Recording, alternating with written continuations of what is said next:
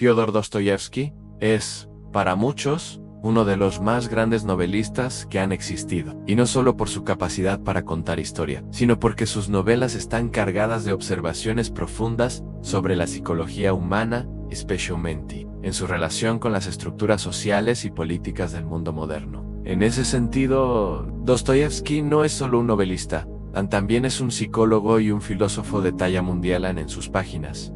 Plantea preguntas incómodas.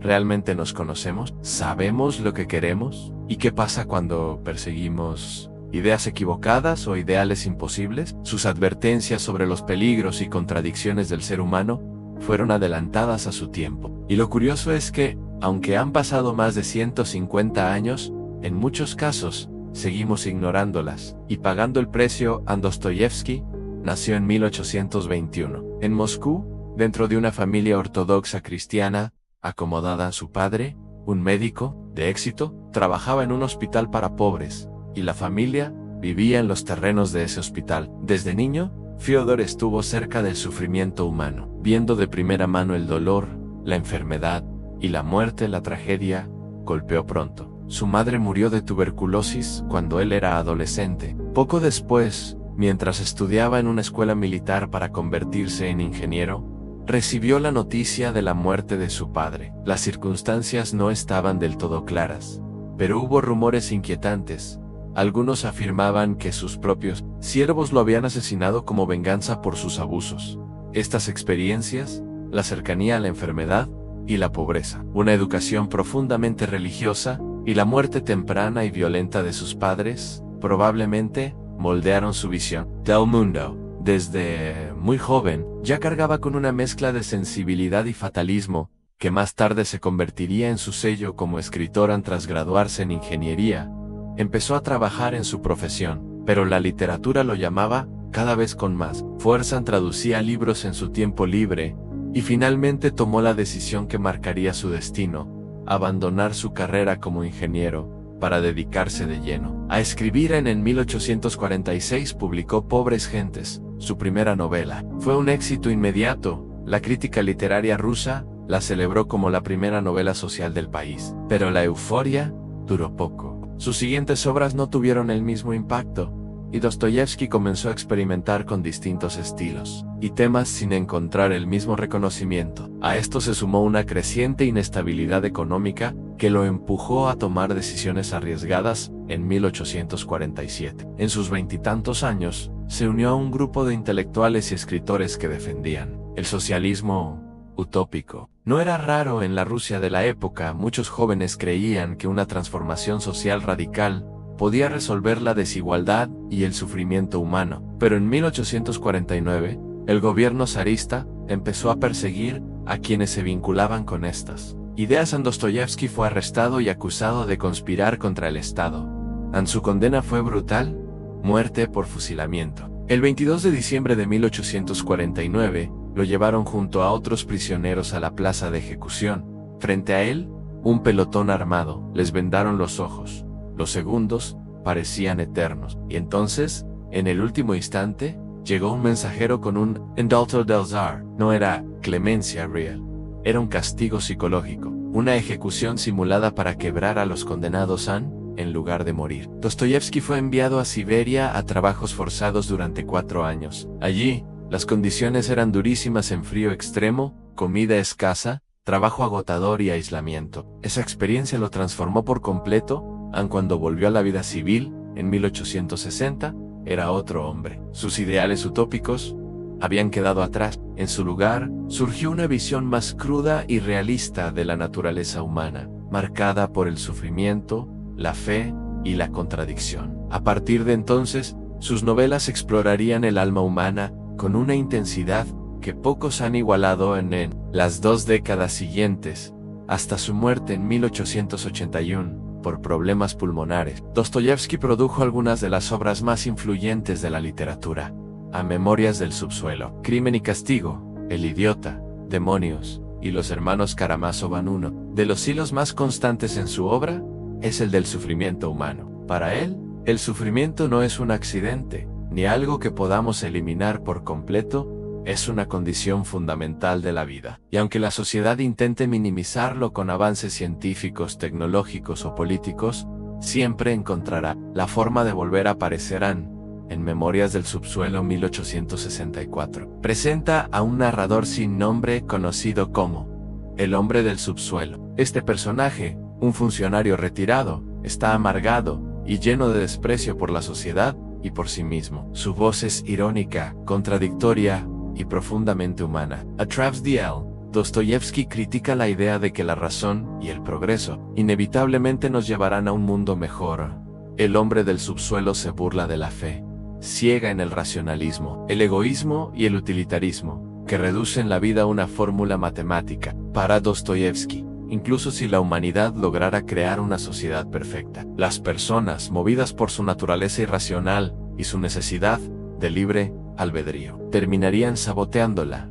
A la gente sabe contar sus problemas, dice, pero no calcula su felicidad. Es una frase que resume su visión. No importa cuánto mejoremos nuestras condiciones materiales, siempre encontraremos nuevos motivos para sufrir. Esa idea es central no solo en Memorias del Subsuelo, sino en Toda Su, y es precisamente esta visión, a la vez pesimista y profundamente comprensiva, la que hace que sus libros sigan siendo tan relevantes hoy.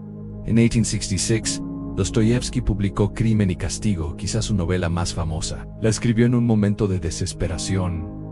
Estaba ahogado en deudas y bajo contrato con un editor que lo obligaba a entregar una obra en un plazo muy corto. La presión era tal que trabajó día y noche, dictando capítulos enteros a una taquígrafa que luego se convertiría en su esposa, Ana Gregorievna. La historia sigue a Rodion Raskolnikov, un joven estudiante de San Petersburgo que vive en la pobreza extrema. Inteligente, orgulloso y atormentado por sus circunstancias, Raskolnikov desarrolla una teoría inquietante. Algunas personas, las extraordinarias, tienen derecho a cometer crímenes si con ello logran un bien mayor para la humanidad. Convencido de estar por encima de la moral común, decide poner a prueba su idea asesinando a una vieja prestamista a la que considera inútil y corrupta. El crimen no sale como esperaba. Raskolnikov no solo mata a la prestamista, sino también a su inocente hermanastra, que lo sorprende en el acto. Desde ese momento, su vida se convierte en una espiral de paranoia, culpa y desintegración mental. Aunque logra evadir a la policía durante un tiempo, es su propio tormento interior el que lo va destruyendo. Dostoyevsky utiliza esta trama para explorar cuestiones profundas a la moralidad y la ley. ¿Es la ley humana el único límite? ¿O existe una ley moral superior que no podemos violar sin destruirnos? ¿La naturaleza del mal nace de la injusticia social, de la miseria, o de la propia libertad humana? ¿El peso de la culpa más allá del castigo legal? ¿Puede alguien vivir en paz después de traicionar su propia conciencia? A través de Raskolnikov, Dostoyevsky desmonta la arrogancia intelectual que cree poder justificar cualquier acto en nombre de un bien superior. El joven descubre a un costo terrible que no se puede escapar del juicio interior, y que el verdadero castigo no es la prisión, sino el peso insoportable de la culpa. A uno de los elementos más poderosos de la novela es el personaje de Sonia Marmeladova, una joven que, para mantener a su familia, se ve obligada a prostituirse. Sonia es la antítesis de Raskolnikov en humilde, compasiva y profundamente creyente. Ella no juzga, pero tampoco justifica el crimen. Es su fe y su capacidad de perdonar lo que finalmente conduce a Raskolnikov a confesar y aceptar su condena. Para Dostoyevsky, el camino hacia la redención no pasa por el triunfo político ni por el cambio estructural, sino por una transformación interior. En Crimen y Castigo, la salvación de Raskolnikov llega no cuando se demuestra inocente, porque no lo es, sino cuando se rinde ante la verdad, asume su culpa y empieza a reconstruirse desde el sufrimiento. Esta visión se aleja radicalmente de las teorías socialistas y materialistas que había abrazado en su juventud. Dostoyevsky no negaba la importancia de la justicia social, pero desconfiaba de cualquier ideología que pretendiera rediseñar al ser humano como si fuera una máquina, perfectamente predecible. Para él, la libertad humana siempre incluiría la capacidad de actuar contra la razón, incluso contra el propio interés, simplemente para afirmar que uno es libre.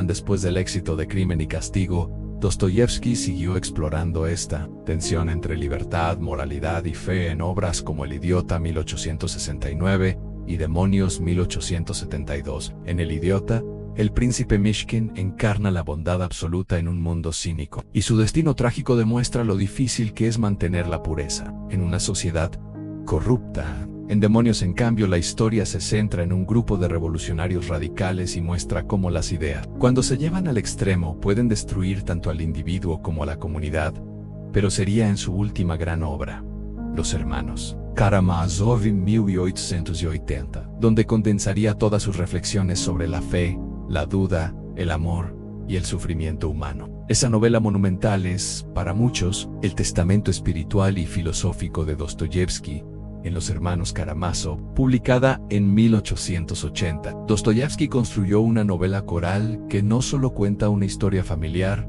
sino que se convierte en un tratado vivo sobre el alma humana, la libertad y el sentido de la vida. Los protagonistas son los tres hijos legítimos de Fyodor Pavlovich Karamazov, un hombre vulgar, corrupto y egoísta, y un hijo ilegítimo que permanece en la sombra. Dmitri Mitty, apasionado, impulsivo, gobernado por sus instintos. Ivan, racional, escéptico, con una mente filosófica y crítica. Alyosha el menor, un joven monje lleno de fe y compasión. Smerdyakov, el hijo ilegítimo, resentido, cínico y manipulador. La trama gira en torno al asesinato del padre, un crimen en el que Dmitri es acusado y juzgado, aunque la verdad es más compleja. Sin embargo, como en todas las obras de Dostoyevski, el misterio policial es solo la superficie. Lo importante es el conflicto moral y espiritual que atraviesa a cada personaje. El momento más célebre de la novela, menos, y quizá de toda la literatura rusa, es el capítulo conocido como La leyenda del Gran Inquisidor, narrado por Iván a su hermano Alyosha. En este relato, dentro del relato, Iván imagina que Cristo regresa a la tierra en plena España de la Inquisición, realiza milagros, es reconocido por la gente, y es arrestado por orden del Gran Inquisidor. Por la noche, el anciano inquisidor visita a Cristo en su celda, y le explica que su regreso es indeseado. Según él, la Iglesia ha corregido y mejorado el trabajo de Cristo, porque los hombres no quieren la libertad que Él les dio. La libertad es demasiado pesada para el corazón humano. Los hombres quieren pan, seguridad y obediencia, no el tormento de decidir por sí mismos. El inquisidor acusa a Cristo de haber sobreestimado la fortaleza del ser humano. Afirma que la Iglesia ha optado por gobernar a las masas a través del milagro, el misterio y la autoridad, ofreciéndoles felicidad a cambio de renunciar a la libertad. Cristo, en silencio, no discute. Al final, se acerca al anciano, lo besa en los labios y se marcha. El inquisidor, temblando, lo deja ir, pero le pide que nunca vuelva.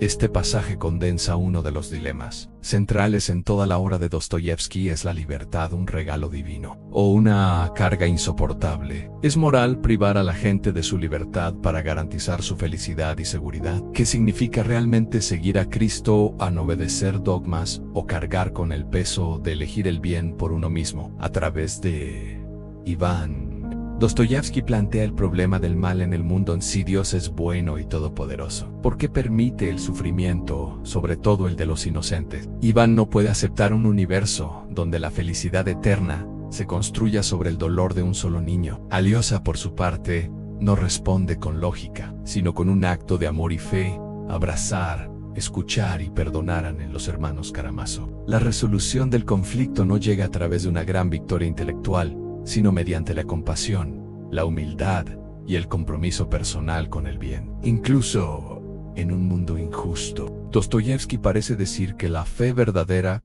no es una certeza sin grietas, sino una decisión de amar y actuar, aun cuando la razón no tenga todas las respuestas. Pocos meses después de publicar la novela, Dostoyevski murió en 1881, dejando a la literatura universal un legado que sigue vivo. Su obra no da soluciones fáciles, plantea preguntas que nos obligan a mirarnos en el espejo y decidir quiénes somos y qué estamos dispuestos a defender en su vida y en su arte. Dostoyevski defendió una idea peligrosa y hermosa: aunque el ser humano, con toda su miseria y contradicción, sigue siendo libre, y que esa libertad, aunque nos lleve a veces al abismo, es también la puerta hacia la redención.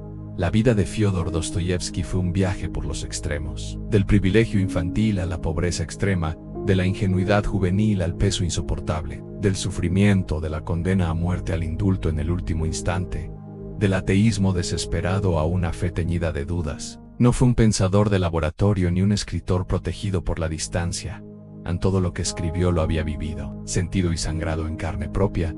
Sus novelas no son monumentos estáticos, sino campos de batalla donde se enfrentan las fuerzas más poderosas de la existencia en la fe y la razón, la culpa y el perdón, la libertad y la seguridad, el amor y el egoísmo. No ofrecen recetas para la vida, sino un espejo donde cada lector se ve obligado a reconocer sus propias sombras. Dostoyevski comprendió que el ser humano es capaz de lo más vil y lo más sagrado en un mismo instante, y que precisamente esa contradicción es lo que lo hace irreductiblemente humano. Creyó que la salvación no se alcanza eliminando el mal del mundo, una tarea imposible, sino asumiendo nuestra responsabilidad personal frente a él al final. Su mensaje no es de optimismo ingenuo, sino de esperanza lúcida, que incluso en la oscuridad más profunda, un solo acto de compasión, un gesto de perdón, o una elección libre hacia el bien pueden abrir un resquicio de luz. Por eso, leer a Dostoyevski no es un ejercicio intelectual más,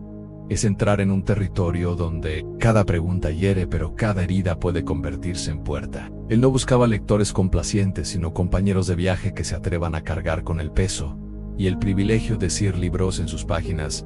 Seguimos escuchando el eco de un hombre que, tras haber tocado el fondo del sufrimiento humano, nunca dejó de apostar por la posibilidad de redención. Y esa es quizás la mayor victoria que un escritor puede legar, al recordarnos que, incluso cuando todo parece perdido, todavía podemos elegir.